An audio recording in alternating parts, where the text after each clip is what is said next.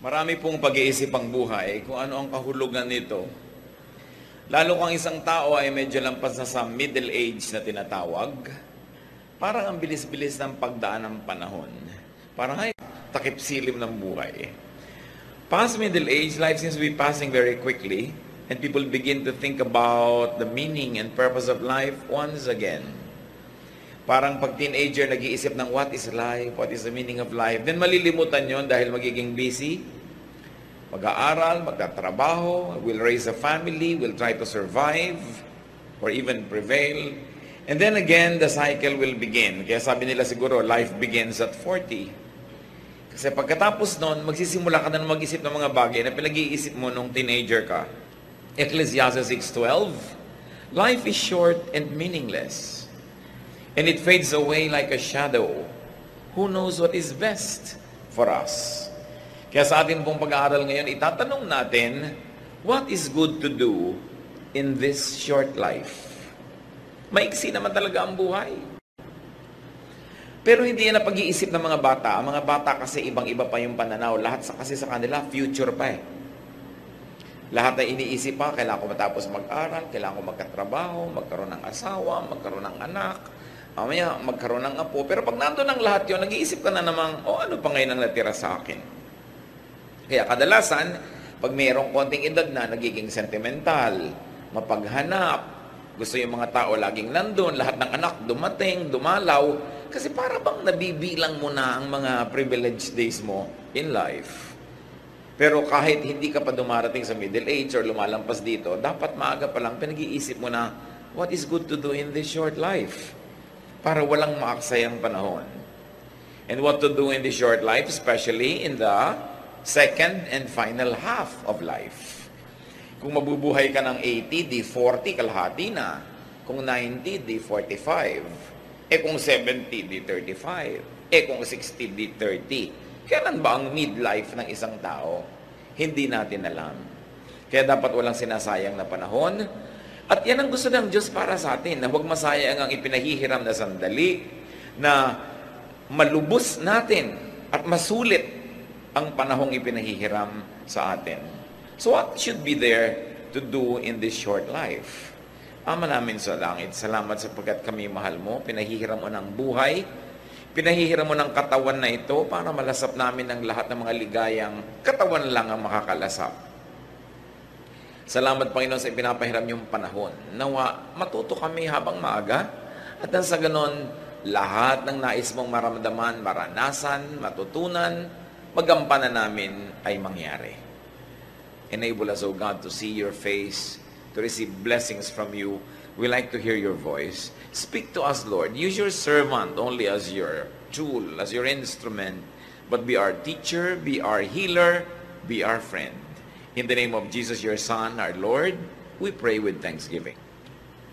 1 Chronicles 4:10, Jabez cried out to the God of Israel, keep me from harm so that I'll be free from pain. And God granted his request. So ano po ang ginawa natin yan? At anong dapat natin gawin sa maiksing buhay na ito? Minimize pain. Dapat paliitin natin, pakontiin, padaliin yung mga panahon na merong nararamdaman tayong masakit. More than physical pain, ang pinag-uusapan natin dito mga kapatid is emotional pain. Sasandali ang buhay. Halimbawa mo, 8 hours a day nakakatulog ka, di 1/3 of your life tulog ka. Kasi 1/3 of a day is 8 hours. So kung nabuhay ka ng 60 years, 20 years kang tulog. So ilan na lang oras ang natirang gising ka a day? Let's say, another 8 hours, professionally, nagtatrabaho ka, may ginagawa ka, and then all the other 8 hours, so ka naliligo, naglalaba, gumagawa ng mga kung ano-ano. Ilang oras talaga ang meron kang daladalang pain? Dapat iksian yan. We should minimize pain. And what brings about pain in life? Conflict. We should minimize conflict.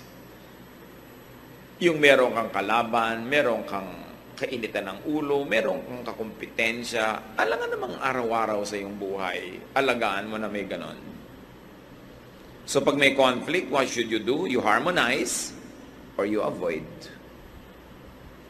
May conflict ka sa iyong biyanan, alangan namang buong buhay may conflict ka.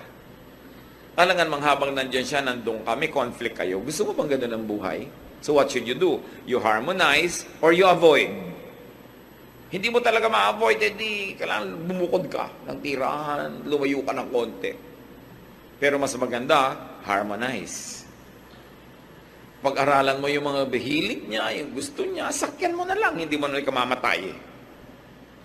Ganon din naman yung biyanan sa manugang, yung kapatid sa kapatid. Kasi ang hirap ng buhay natin pag may conflict. Meron naman mga tao, wala nang conflict, lumilikha pa ng conflict. Nangiintriga, gumagawa ng gulo, naghaharap ng kalaban, then pain comes into your life. Another bringer of pain is trouble.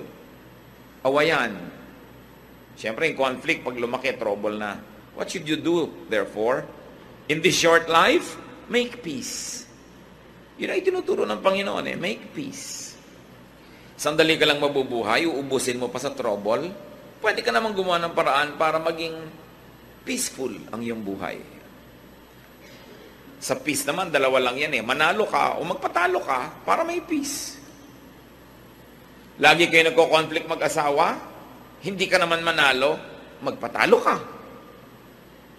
Kasi kung talo ka na, wala nang labanan, yung mga pagpapatalo na madali lang naman, halimbawa gusto niya yung aircon malamig, ikaw giniginaw, doble mo lang kumot mo. Magpatalo ka na lang para peaceful. Pero kung mananalo ka, di manalo ka, syempre gusto rin naman niya siya ang manalo. Lalo sa pag-ibig, hindi mo dapat goal manalo. Dahil sa tunay na pagmamahalan, pareho lang kayong bihag ng isa't isa. Dapat ganun para tahimik ang buhay. What else brings trouble in life? Struggle. Pakikipag-compete, pakikipagpagalingan. Lahat ng tao may kanya-kanyang galing. Hindi mo pwedeng halimbawa madaig ang isang tao doon sa area ng galing niya, sa area mo naman, iba ka, hindi kanya madadaig. Huwag kayong mag-contest in the same field because one will lose, one will win. Operate in your field of giftedness. So pag may struggle, you win or you lose. Ganun din yun. What else brings trouble in life? Friction. Magkakamag-anak lahat yung pinag-uusapan natin. Laging may friction kayo ng hipag mo, may friction kayo ng employee, ng employer. Well, anong ginagawa pag may friction? You lubricate or you avoid the friction. Di ba yung mga makinang nagkikiskisan, nilalangisan para huwag magasgas at huwag masira. Ganun lang yun, yung mga kumisang langis na inilalagay mo para ang buhay nyo madulas, maluwag, madali. Mga kabaitan lang yun, thoughtfulness, pagpaparaya, pagbibigay, lumuluwag, dumudulas ang mga bagay na masakit at mahapdi. So, you lubricate. What else makes life difficult? Complication. So, what do? Simplify. Lahat ng mga yan, tatantarin natin ang verses na support, ang dami, at hindi na natin gagawin ngayon. I want you to see the overview. That what must be done in this short life is first of all to minimize pain. You simplify. Halimbawa, ang dami mong load, ang dami mong bigat, ang dami mong dinadala, well, you fortify yourself or you unload. Ganun lang naman yun Sa weight training, well, magbubuhat ka ng mabigat, yun ang goal mo, palakasin mong muscle mo, mag-diet ka, mag-exercise ka, o kung hindi mo kaya o gusto, bawasan mo yung bubuhatin mo. Nahihirapan ka sa buhay dahil ang dami mong hinuhulugan, di bawasan mo ang hinuhulugan mo, ihulog mo yung iba. Nahihirapan ka dahil ang dami mong role na pinapapel sa buhay, magbawas-bawas ka. Operate only in areas where you are gifted para mas madali. Kasi kung gifted ka doon, madali yung para sa'yo, kahit mahirap para sa iba. Ang ano karaming binubuhat nyo na hindi nyo naman dapat buhatin. Hindi namin kailangan gawin. Kayo mag-isip niyan mga kapatid, kasi marami tayong dala na hindi naman kailangang dinadala. Isa pa, pressure. Ang daming pressure sa buhay. Dalawa lang pwede mong gawin. You yield or you avoid the pressure. Magpa-press ka nga sa pressure, o umiwas ka. remove or avoid your cause of pain. Physical pain, isa yung problema. That's why we try to be healthy. We try to live a balanced life para mabawasan natin yung pain or ma-avoid. Emotional pain, halimbawa. Spiritual pain. Pag alam mong lumalabag ka sa kalooban ng Diyos, hindi ka mapakali, may guilt feelings ka, ba't ka lumalabag? Di sumunod ka na lang, mahirap pong sumunod. Di ba nahihirapan ka rin naman sumuway? Pareho lang mahirap. Di doon ka na sa pagsunod, wala ka pang guilt. Nagigilty ka pala, hindi ka mapakali. Pastor, binabagabag po ako ng konsyensya ko dahil meron po akong affair. Di tanggalin mo. Alam mo palang nababagabag ka eh. Simplify life para mabawasan yung pain. So you remove or avoid the cause of pain or desensitize yourself to pain. Bakit tayo may mga kalyo na tinatanggal nila pag nagpapa-foot spa ka? Kaya kami kalyo dahil laging gumagasgas yung sapatos, may conflict, di ba? Mayroong friction. Yung sinusuot mo sa paa at saka yung paa mo. So sa area na laging may kiskisan, may friction, yung paa mo gumagawa ng paraan para huwag masaktan. Naglalagay ng kalyo. Tapos tatanggalin mo pag nagpa-foot spa ka, di masakit uli. Hayaan mo marami kang kalyo para di ka masaktan. Kita mo yung mga taong makakapal ang paa, nakatapak na ng thumbtacks, di pa nalalaman. Ang kapal ng paa eh. Kaya kailangan sa buhay mga kapatid, kung minsan kinakapal-kapalan mo. Medyo makapal-kapal ang mukha natin para hindi tayo laging nahihiya. Kinakapal-kapalan mo ang sikmura mo para marami kang pwedeng kainin na hindi nasisira yan. Physically, emotionally, and spiritually. Huwag kang masyadong maramdamin. No? Palang hingi ka naman, hindi mo naman maiwasang hindi humingi dahil wala ka naman talaga at hingi ka ng hingi. Kapalan mo na ng konti. Hindi yung pag napagalitan ka, nagdaramdam ka pa, pero tinatanggap mo rin naman. Learn to adjust. To minimize your pain and your sorrow. Kaya tayo pag inooperahan, nilalagyan ng pampamanhid para hindi tayo masaktan. Hindi laging mabuting maging manhid. Pero pag walang gawa ka na dahil talaga namang may pain, nakakatulong maging manhid din. Ayaw sa'yo ng biyanan mo, lagi ka nalang halimbawa dinadabog-dabugan. Manhidan ka na lang dyan. Wala ka namang magawa, ginagawa mo na lahat para magustuhan ka niya. Nagmamano ka, ayaw iabot yung kamay, mahali ka, iniiwas yung mukha. Lagi mo pa rin gawin. Problema na niya yung kaya niyang tanggapin. Pero ikaw, ginagawa mo yung tama. Hindi mo dapat laging ipagdamdam na hindi ka gusto ng mundo. Kung minsan hindi naman dahil hindi ka kagusto-gusto, kundi talagang hindi magugustuhin yung tao na yun. Problema niya yun. Dapat medyo tinitibay-tibayan ng dibdib. Kaya ang bata dapat tinitrain eh. Sabi nga ni Balagtas, ang laki sa tuway walang pagtitiis. No? Daging maramdamin. So, what do you do with pain? Minimize pain. Ano mga pain nyo sa buhay na dala-dala ngayon mga kapatid? Siguro naman umaandar na imagination nyo habang nag-uusap tayo dito. Minimize them. Paliitin nyo. Huwag nyong malakihin.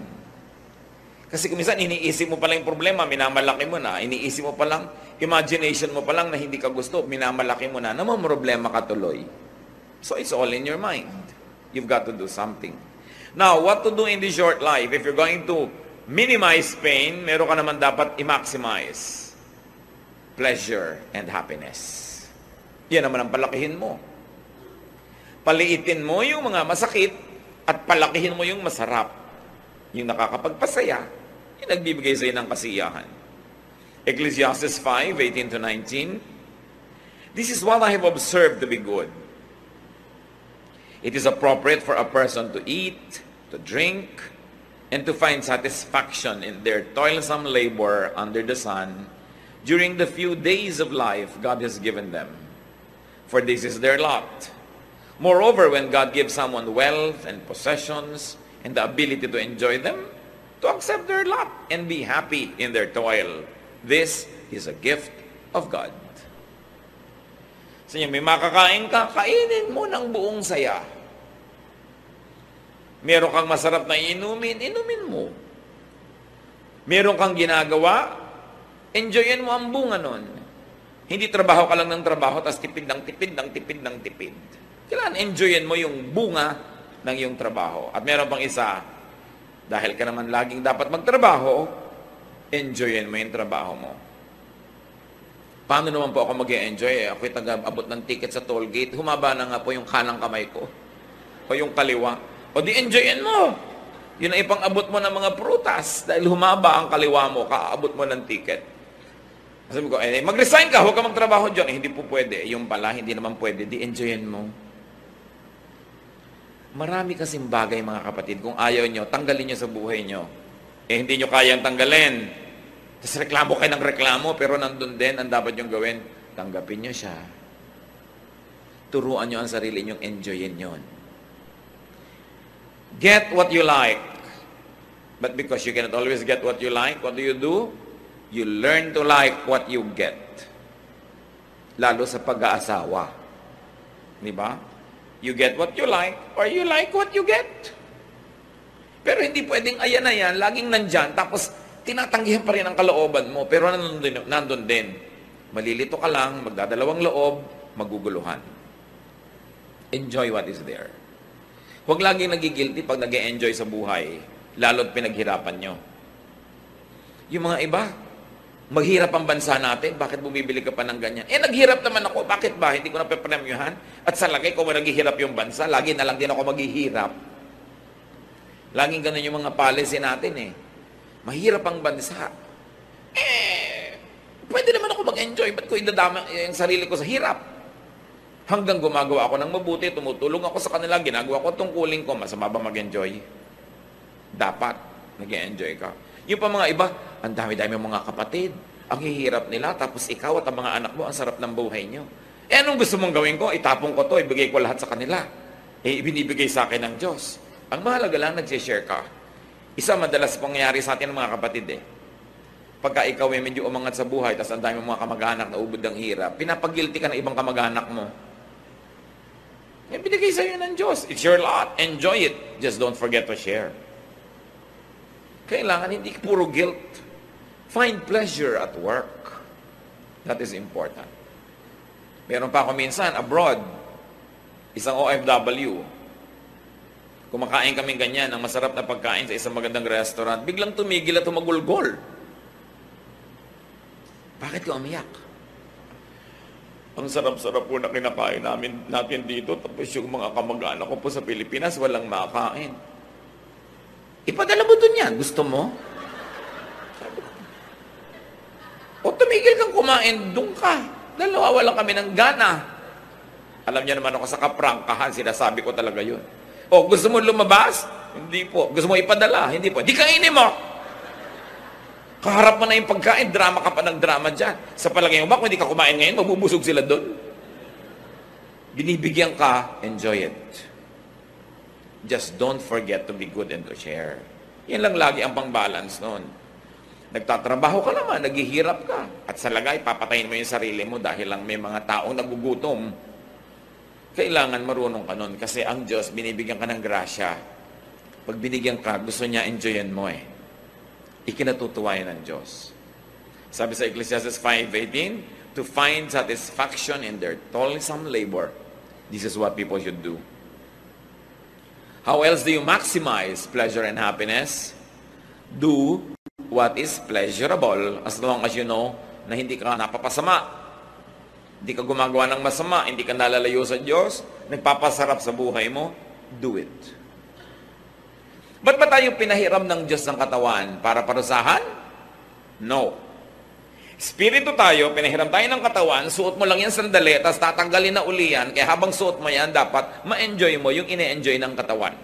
Hindi kalaban ng espiritualidad, hindi kalaban ng pagiging makadiyos ang katawan. Diyos ang nagbigay ng katawan. So, binigyan ka ng mata para makakita. Di tumingin ka ng magagandang bagay, basta't hindi mo ninanakaw. Binigyan ka ng dila para tumikim ng masasarap na lasa, pasarapin mo. Yung iba, dapat ikulong o kaya barilin sa luneta. Kasi gumagawa sila ng krimen. Alam nyo anong krimen? Hindi sila masarap magluto. Hindi sila magandang maghain. They are not doing justice to food. Tao number 1, binigyan mo ng bawang, sibuyas, kamatis, naggisa ang sarap. Tao number 2, bawang, sibuyas, kamatis, the same thing. Walang kalatoy-latoy. Hindi ba dapat barilin? Gusto mo sabihin, anong kinuha mo sa bawang at sibuyas at kamatis? Hindi mo napasarap. Pareho lang ba't yung isang tao gano'n ang ginagawa niya? Alam nyo, napakalaking pananagutan na sarapan ng luto. Hindi kung ano na lang, kasi gift yan ng Diyos. At alam nyo kung bakit dapat?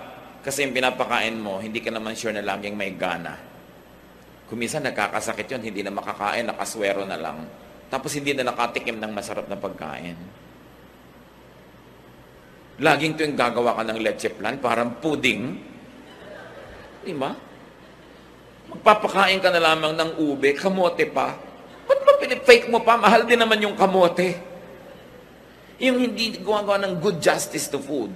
Maghahain ka, gulo-gulo. May 3 tuyo, nagka-cross-cross doon sa table. Di ilinya mo sila, lagyan mo ng konting kamatis, konting bulaklak. Sumasaya yung buhay. Dapat pinapasaya mo. Sasabihin pa ng ibang kamag-anak, ang arte-arte mo naman. Kung gusto mo pa, magandang baso. Hindi nila naintindihan ang ibig nila sabihin nun. Dahil ang Diyos maarte.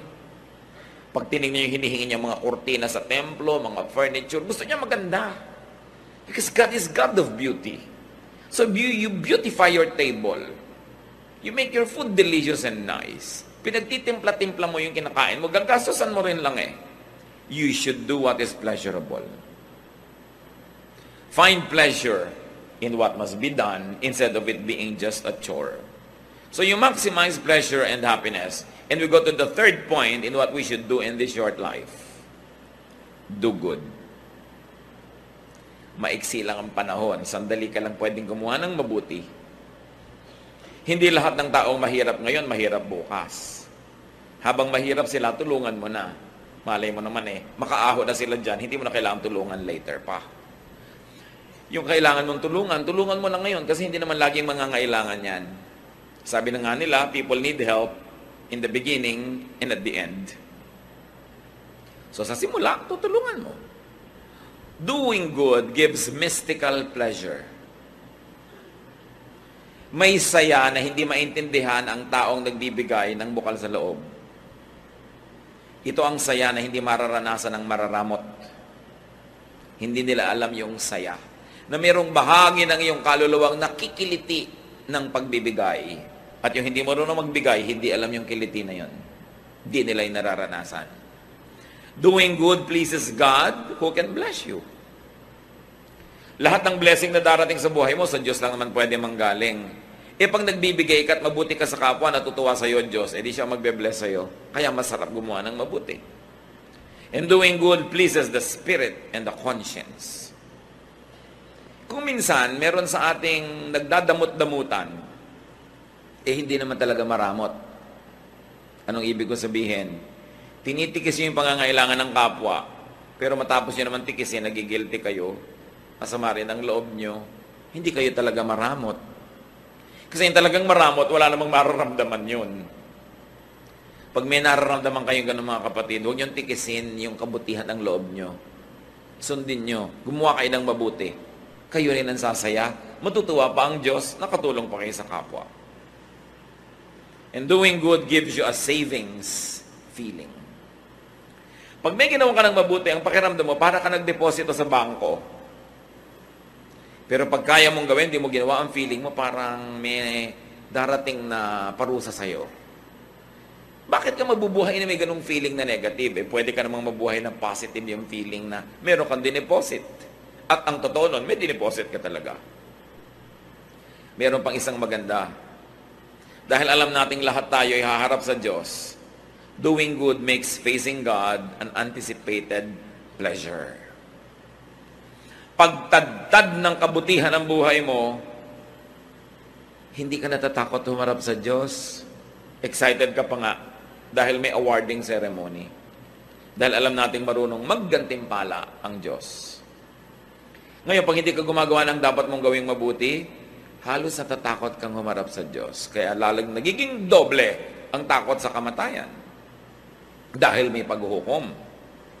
Matthew 16:27, the Son of Man will soon come in the glory of His Father and with His angels to reward all people for what they have done.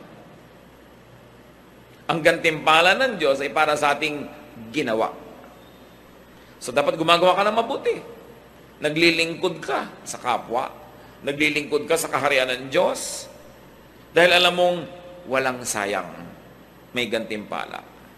Sasandali ang oras natin para mag-ipon ng mga kayamanan sa langit. Huwag tayong magsasayang ng panahon. Dapat araw-araw, linggo-linggo, buwan-buwan, taon-taon, merong nadagdag tayong kayamanan doon sa langit. Revelation 20:12, I also saw all the dead people standing in front of that throne. Every one of them was there, no matter who they had once been. Several books were opened, and then the book of life was opened. The dead were judged by what those books said they had done.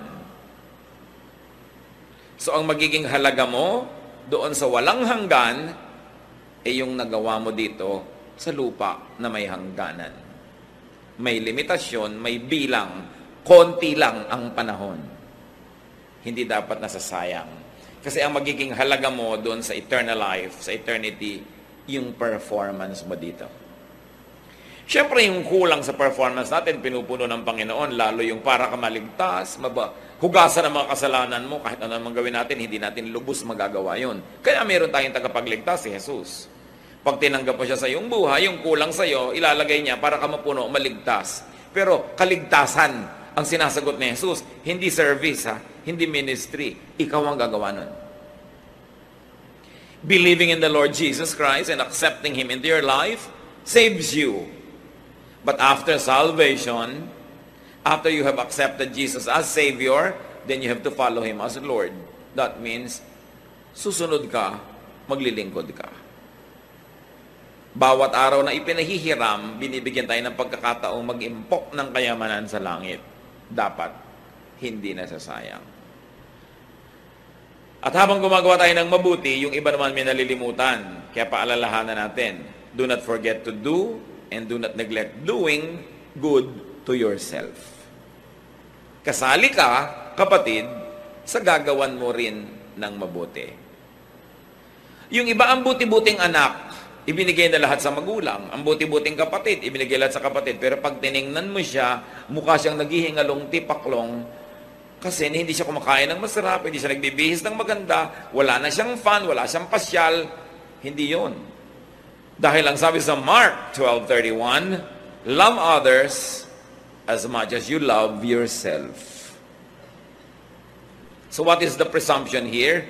That you love yourself. And it's not bad. God likes you to love yourself. Because you are not your own. You are God's. You were bought at a price. So, you are God's property, and you must love all of God's properties, including yourself. Yung iba, minamasama nila pag mahal mo ang iyong sarili. Hindi. Ang sabi ni Lord, mahalin mo ang kapwa mo, gaya rin ang pagmamahal mo sa sarili mo. In other words, okay lang sa Diyos as gusto niyang mahalin mo ang sarili mo. Kaya lang, mahalin mo rin yung iba. Tulad ng pagmamahal mo sa sarili mo, hindi sarili mo lang. Yun ang point. Hindi sinasabi sa ating, huwag mong mahalin ang sarili mo at iba lang. Sabi niya, mahalin mo sila gaya ng pagmamahal mo sa sarili mo. Dahil nakakatiyak ang Panginoon na kung susundin natin yon, mabuti tayong magmamahal ng kapwa. Dahil mabuti naman tayong magmahal ng sarili. So malaking crime na to love yourself. Because when you don't love yourself, you have no love in you, and you cannot give what you do not have.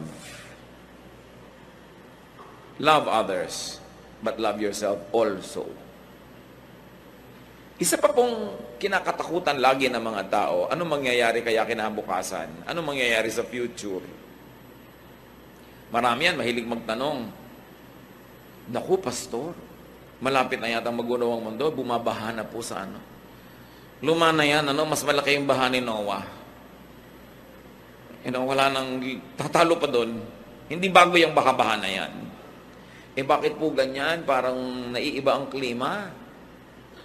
Maraming beses ang nag-iba ang klima ng planeta, kaya lang wala pa tayo nun dito, kaya di natin alam. Nag-iiba lang yan, huwag kayo matakot. God is God of climate. May nagaganap ba? May lumalaglag ba kahit isang patak ng ulan sa lupa na hindi alam ng Diyos? Na hindi niya pinayagan? Tumabingi na daw yung mundo. Tumabingi na ngayon nung Noah's flood, kaya nagkaroon ng season. Kaya magpatiwa-tiwarik, yung mga nasa Australia nga, nasa ilalim, hindi pa rin sila nalalaglag. No? Marami tayong mga pinoproblema na hindi naman natin dapat problema kasi hindi tayo Diyos. Naku, paano po kaya ang global warming? Diyos ka ba? Hindi po, huwag pakialaman. Magtipid ka ng kagagamit mo ng aircon, huwag kang magbutasin yung ozone layer, have an environment-loving lifestyle, yun ang pwede mong gawin. Pero hindi mo kayang pigiling matunaw yung mga bundok-bundok na yelo sa North Pole. Paano ko kung lububog ang mga mabababang lugar? Di tumira ka sa ibabaw ng Mount Mayon.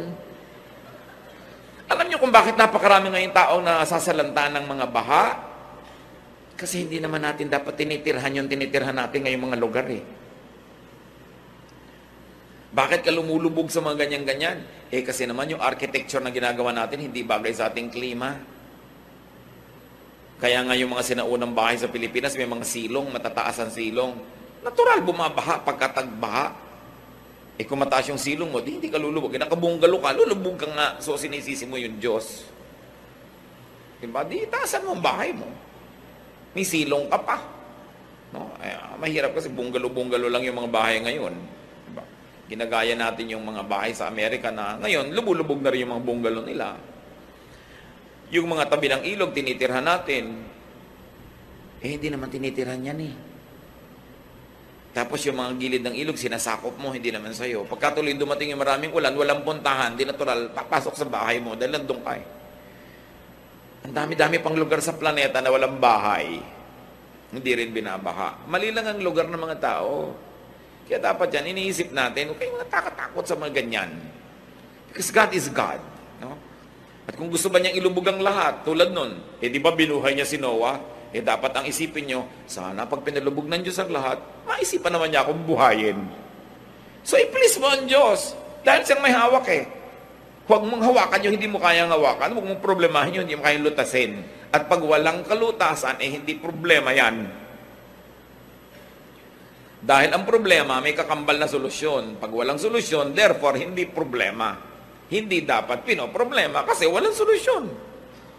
Tanggapin mo lang, mag-adjust ka.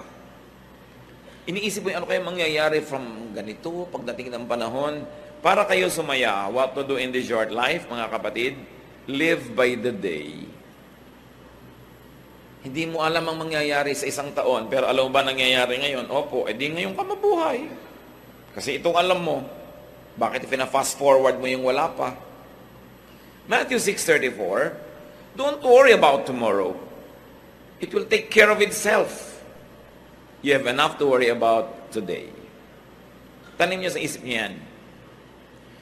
Huwag mong alalahanin yung bukas, aalagaan niya ang sarili niya. Ang alalahanin mo lang yung ngayon. At siguradong yung ngayon, kayang-kaya mo yan sa tulong ng Diyos. Nanghihina lang ang loob mo kasi yung mga darating pa, sinosolve mo na ngayon. Pag nating niya, tsaka mo solven. Malay mo na, pagdating nun, wala ka na rito. Tapos pinoblema mo pa, doble lugi mo. Enjoy the day, savor the moment. Ang araw na ito, pahiram, gamitin mo mabuti. Yung nakaraan, kahapon, kumbaga sa pera, nagastos na yon, wala na. Yung bukas, promissory note lang yun. Hindi mo nga alam kung matutupad o darating. Ngayon lang yung cash. Spend it. Enjoy it. No? Huwag mo rin sobrang isave kasi yung gastos mo bukas, bibigyan ng Diyos ng panibagong budget.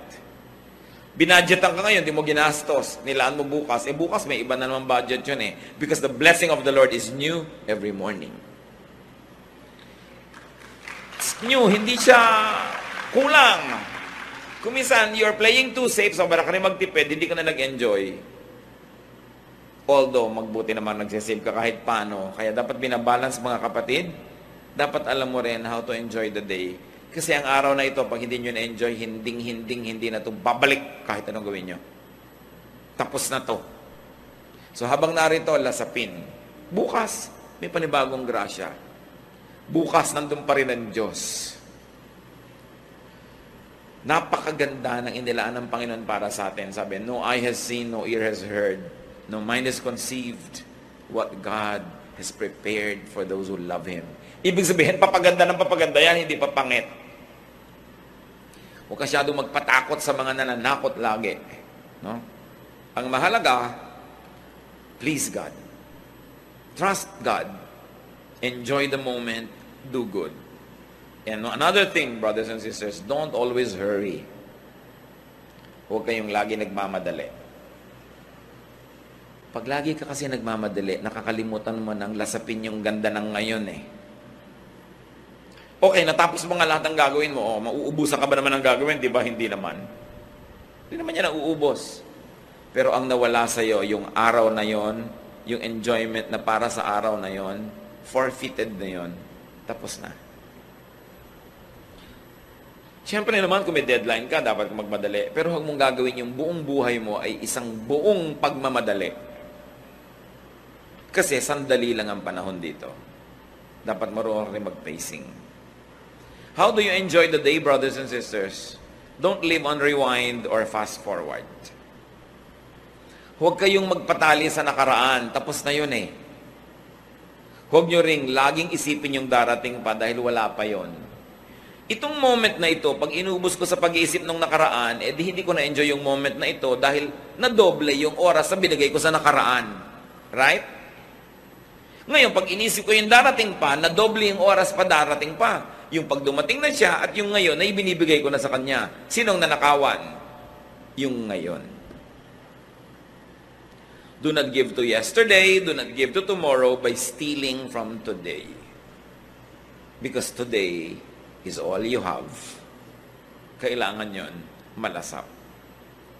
Most worry and pain comes from regret about the past and fear about the future. Both things will never help you. Matthew 6:27, can any one of you, by worrying, add a single hour to your life? The obvious answer is no. Ang Panginoong Hesus ang nagsasabi nito, sa palagay niyo ba naman, kahit anong gawin yung pag-aalala, kaya niyong duktungan isang oras ang buhay niyo? No, you cannot. Hindi niyo pwedeng dugtungan, pero pwede niyong paiksiin. Pwede niyong bawasan, mahaba man. Kung sa hinaba-haba-haba nun, wala ka namang nalasap na gustong malasap ng Diyos. Gusto ng Diyos na malasap mo. Philippians 3:13, sabi ni Paul, kaya ako, I forget what is behind and I struggle for what is ahead. Yung tapos na, tinatapos ko na yan. Nililimot ko na yan. So, what do you do? How do you minimize pain and how do you maximize pleasure in life? Forgive. Paulit-ulit tayo kasi ito ang pinakapaulit-ulit na tema ng Biblia. Forgive. Minsan ka nang nasaktan ng tao na yon, tuwing inaalala mo yon, nasasaktan ka uli. So minsan lang yung sinaksak yung puso mo, pero tuwing ginugunita mo yon ng may sakit, hinanakit, galit, ikaw na sumasaksak sa puso mo nun, pinapaulit-ulit mo na. Magtataka ngayon ng Diyos, ba't ang daming peklat ng puso mo? Sinaksak po ako ni gano'n nung April 2, 1979. Ba't ang daming sugat? Pagkatapos po nun, sinaksak sa uli sa sarili ko, paulit-ulit, dahil inaalala ko siya. Ano sasabihin sa'yo ng Diyos? Ba't mo ginawa? Kasalanan mo yan. Minsan ka na palang nasaksak, dapat limutin mo na para hindi ka na masaksak uli.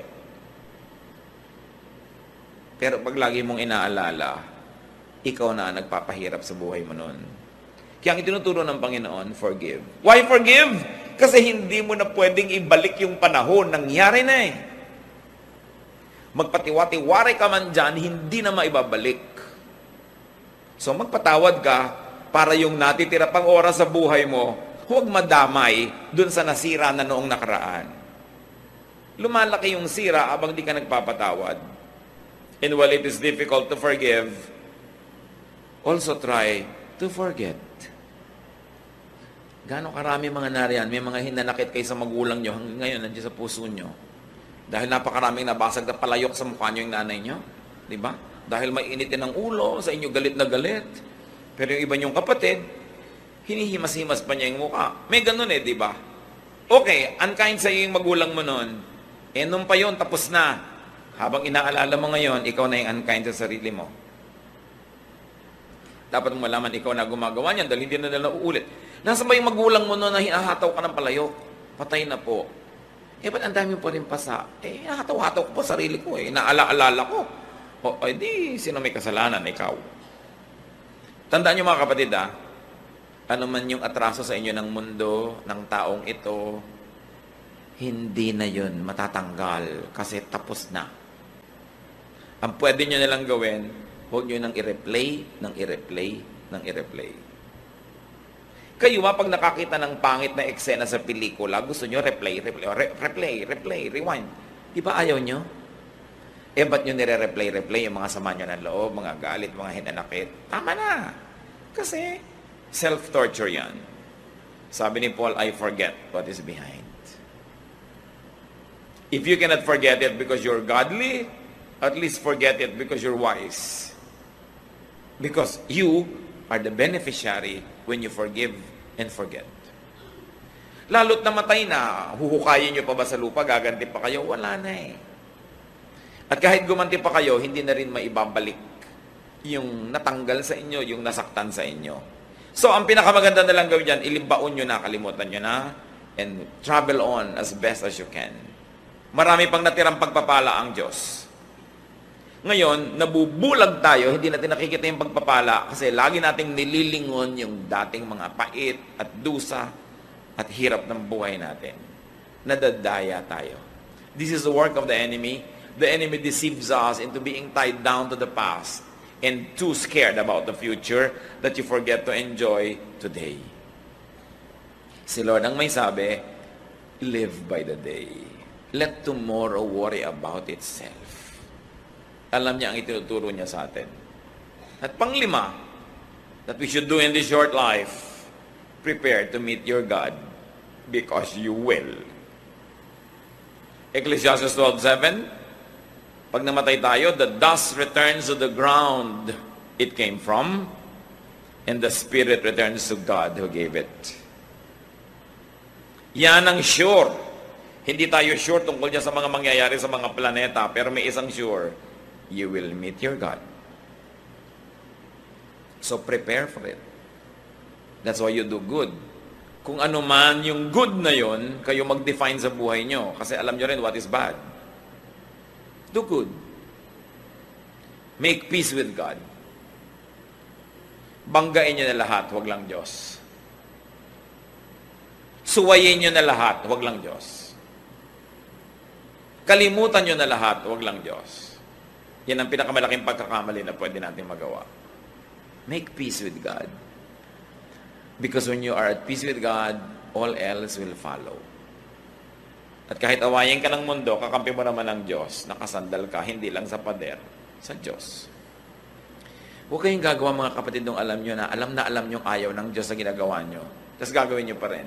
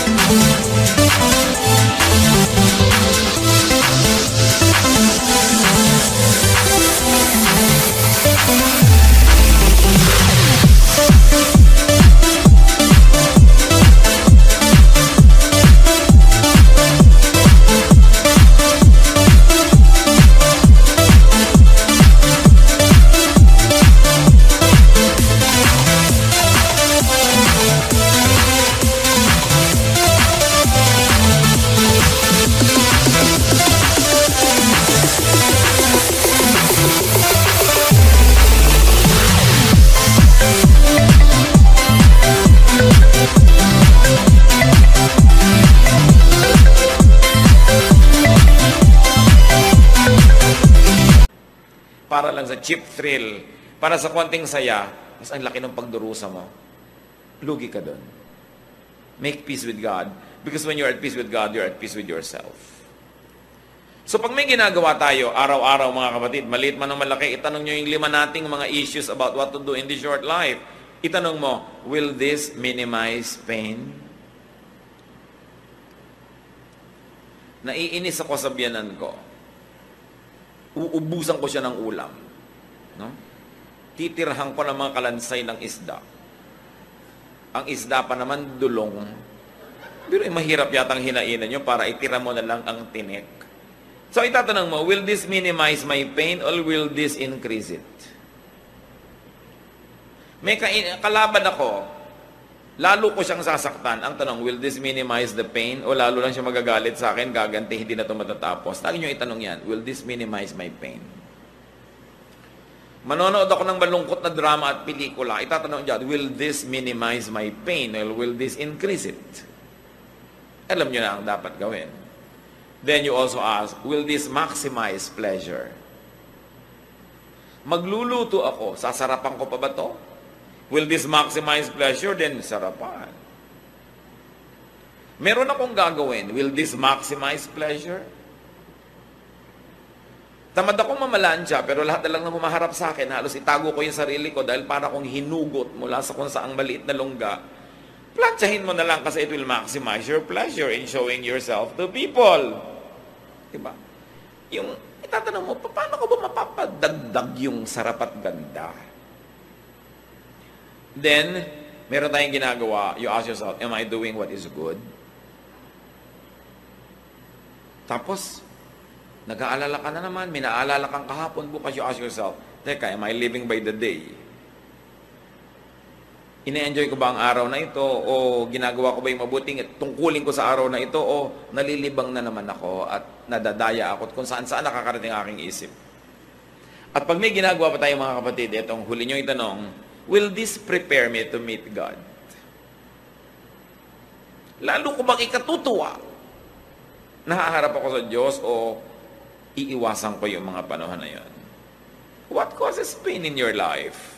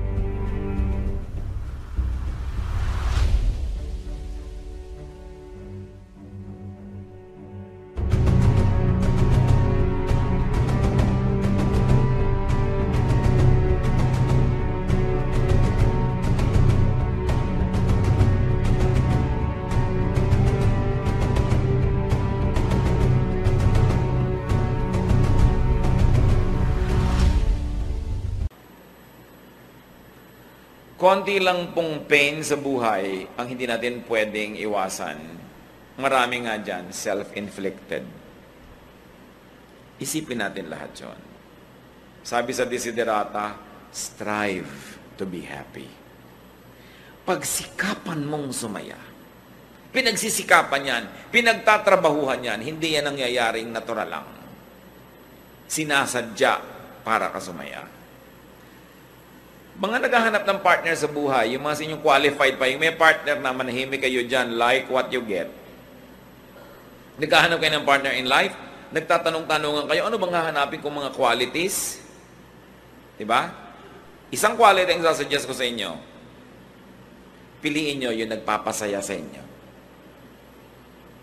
Kahit walang masyadong pera, masaya naman kayo. Nabubulag yung iba sa pera, pero kung hindi ka naman masaya, ayaw mo na ugali niya. Para siyang bato pagkatabi mo. Diba? Masaya ka ba nun? Pipili kayo na makakasama sa lakaran, sino ba yung masayang kasama? Magsasama ka nung killjoy, magsasama ka nung pintasera. Wala, masisira lang araw mo. Eto ngayon, isa rin tong factor sa pagpili. Mapapasaya ko ba siya? Baka iba hinahanap eh. Hindi ikaw yun. Hindi mo siya mapapasaya. Kahit napapasaya ka niya, pag hindi mo siya napasaya, mauubos din yung pagpapasaya niya sa'yo. Siyempre, alam ka namang hindi maubos. Kasi palitan yan eh. So sa pagpili, bigyan nyo ng malaking halaga yung masaya ba kayo sa taong ito. Hindi yung, naku, nag-aaral yan dentistry, sa dami ng bubunutin niyang ngipin, naku, kikita tayo. Hindi yon. Kasi kahit naman siya mahirap ngayon, hindi mo alam kung yayaman din yan eh. Yung mayaman, hindi ka naman sure kung maghihirap yan. So, hindi yun ang pagbabasihan mo. Hindi rin yung itsura. Malay nyo, huwag naman mangyari, nabusan ng kumukulong mantika. Naging mukhang parang chicharong bulaklak yung dating mukhang orchid niyang kutis. Eh kung yun lang yung kasiyahan mo, di nawala na. Pero yung ugali, madilim at maliwanag, yung ugali pareho yon. Kaya na po, sasaya ba ako sa ugali niya? At kung ngayon pa lang, meron kayong boyfriend, girlfriend, hindi naman kayo masaya sa ugali, at mukha namang walang senyales na magbabago ito, eh mag-isip-isip kayo. Alangan namang ubusin nyo ang isang buhay na ang kasama nyo, hindi kayo masaya. Iniisip yon. Sino ang magandang kasama? At maganda ba kayong kasama? Masaya ba kayong kasama? Alam nyo, dalawang bagay ang mahalaga sa buhay. Tanggalin natin yung mga religious kung ano-anong baggage. Dalawa. Dapat, masaya. Diba? At dapat magaan. Pag masaya kayo, magaan ang loob nyo, kahit daganan kayo ng bundok-bundok na problema, you will survive. At yun, nasa ugali. Tiyakin din natin yung ugali natin, ini-improve natin na tayo yung magaan kasama at masayang kasama. It is a ministry. Sa palagay nyo, ang Panginoong Jesus, bakit ang mga makasalanan, yung mga kung sino ang hilig sa kanyang sumama? Kasi kahit hindi siya nagko-compromise, kahit yung tama, laging tama, mali, laging mali, pero magaan siya magdala. Hindi siya nakakasakal. Masarap siyang kasama. That's why he was a friend of sinners.